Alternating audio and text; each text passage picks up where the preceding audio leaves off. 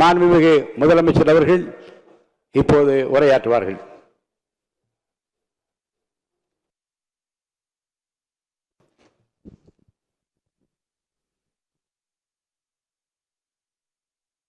மாண்புமிகு பேரவைத் தலைவர் அவர்களே, முதலில் நம்பிக்கை தீர்மானத்தில் மக்களுக்கான இந்த ஆட்சியை, மனசாட்சி உள்ள மக்களாட்சியை ஆதரித்து வெற்றி பெற செய்த மாண்புமிகு உறுப்பினர்கள் அனைவருக்கும் நெஞ்சார்ந்த நன்றியை நமது அரசின் சார்பாக மக்கள் அணியாக, மக்களை விரும்பும் அணியாக, மக்கள் விரும்பும் அணியாக களம் காண்டோம். 1967 and 1977 தேர்தல்கள் வாயிலாக அமைந்த சாமானியர்களின் அரசை போலவே 2026 சட்டமன்ற தேர்தல் வாயிலாக தமிழக வெற்றிக் கழகமும் சாமானியர்களின் அரசையே அமைக்கும் என்று மக்களிடம் தீர்மானமாக கூறினோம். மக்களும் நம் மீது நம்பிக்கை வைத்து தீர்மானமாக வாக்களித்தனர். வாகை சூடும் அந்த வரலாறு திரும்பியது. விசில் அலை வெற்றி அலையாக மாறிய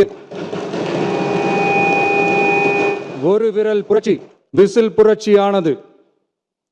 கட்சி ஆரம்பித்த 3 ஆண்டுகளுக்குள் 34.92% 1,72,26,208 வாக்குகளை மக்கள் தந்தனர்.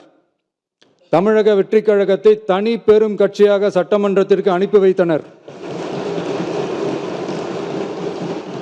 கட்சி ஆரம்பித்த 3 ஆண்டுகளுக்குள்ளே மிக மிக சிறிய அளவில், ஒரு நூல் இழைவில் தனி பெரும்பான்மை கொஞ்சம் தள்ளி போயிருக்கிறது. அதனால் இந்த அரசை சிறுபான்மை அரசு போல யாரும் நினைத்தால் அதிலும் எங்களுக்கு மகிழ்ச்சியே. நாங்களே சொல்கிறோம், இது சிறுபான்மை அரசுதான்.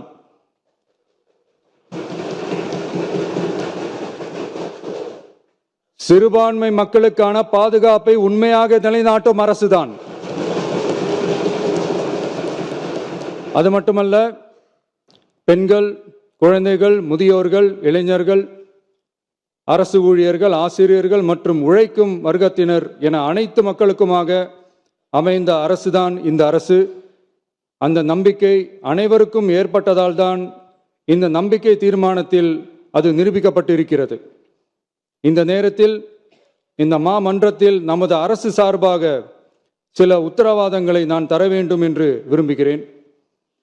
தமிழக வெற்றிக் கழகத்தின் கொள்கை தலைவர்களான தந்தை பெரியார், பெருந்தலைவர் காமராஜர், அண்ணல் அம்பேத்கர், வீரமங்க வேலு நாச்சியார், மக்கள் சேவகர் அஞ்சலை அம்மாள் ஆகியோரின் வழிகாட்டுதலுடன் இந்த மக்கள் அரசு மனசாட்சி உள்ள மக்களாட்சியை தரும் என்று உறுதியளிக்கிறேன்.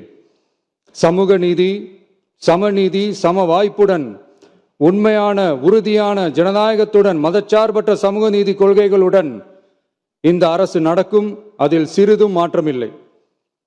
நம்முடைய இந்த ஆழமான நம்பிக்கையை மனதார நம்பி வாக்களித்த அனைத்து இயக்கங்களின் தலைவர்களுக்கும், அந்த இயக்கங்களை சேர்ந்த மாண்புமிகு உறுப்பினர்களுக்கும் மீண்டும் நன்றியை தெரிவித்துக் கொள்கிறேன்.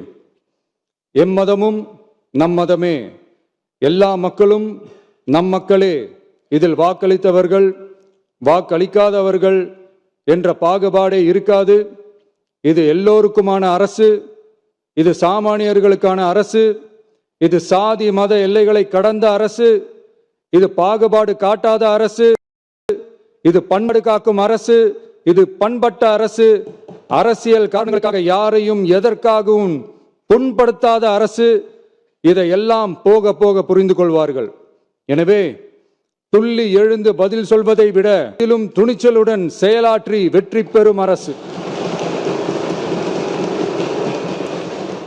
இது. பதவிக்காக, அதிகாரத்துக்காக அமைந்த அரசு அல்ல.